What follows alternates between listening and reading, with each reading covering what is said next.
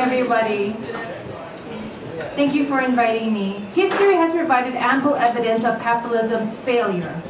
The dawn of the Industrial Revolution paved the way for the rapid development of Western bourgeoisie capitalism to the realization of monopoly capitalism, or imperialism, as aptly described by Lenin, based from the foundation laid by Karl Marx. We have seen the continuous cycle of disastrous events proving the inherent self-destructive character and nature of capitalism.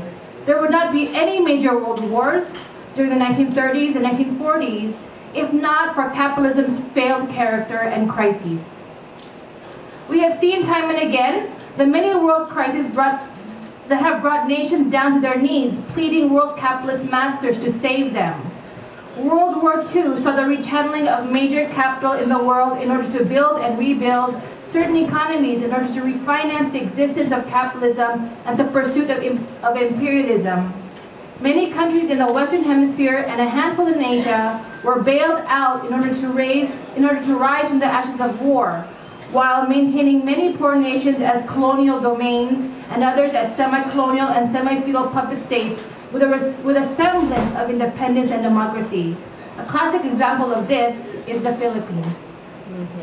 However, after World War II, we also saw the rise of the socialist path.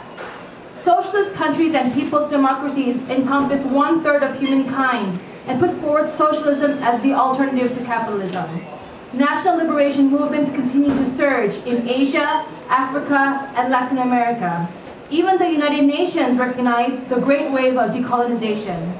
The imperialist powers themselves admitted they could no longer control the colonies in the old way and sought to avail the methods of neocolonialism. The socialist countries and newly independent countries that formed the non-aligned movement called for industrial development and for a new international economic order that would no longer be controlled and manipulated by the imperialist powers at the expense of underdeveloped countries.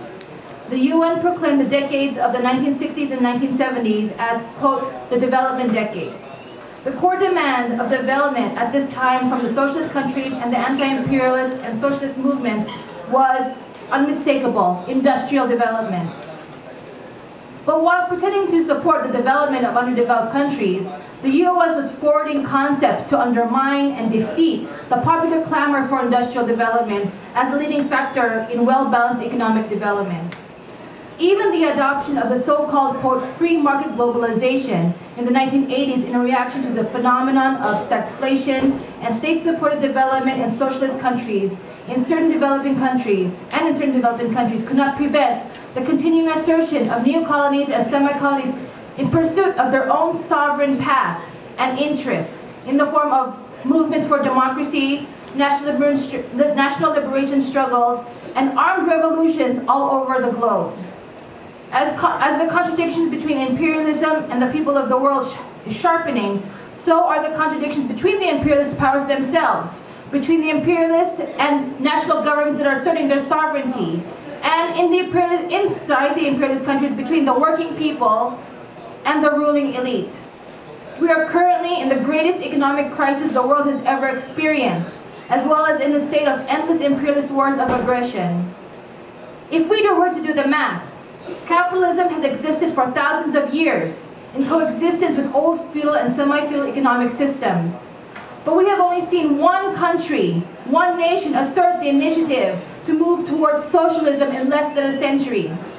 Therefore, to say that socialism has failed because of a handful of nations in the past couple of decades in comparison to capitalism is an error in mathematics. If there is any truth to the claim that socialism has failed compared to the number of times capitalism has failed, we need to learn how to count again.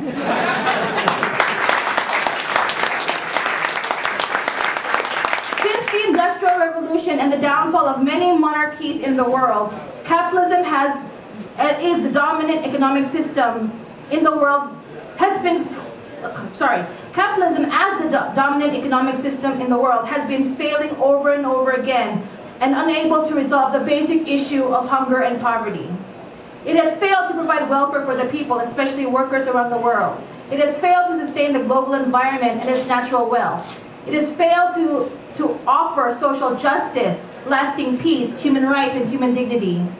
Socialism, despite the experiences of the Soviet Union and China, two of the greatest examples so far, not discounting any other nation's attempts, is the only alternative to capitalism.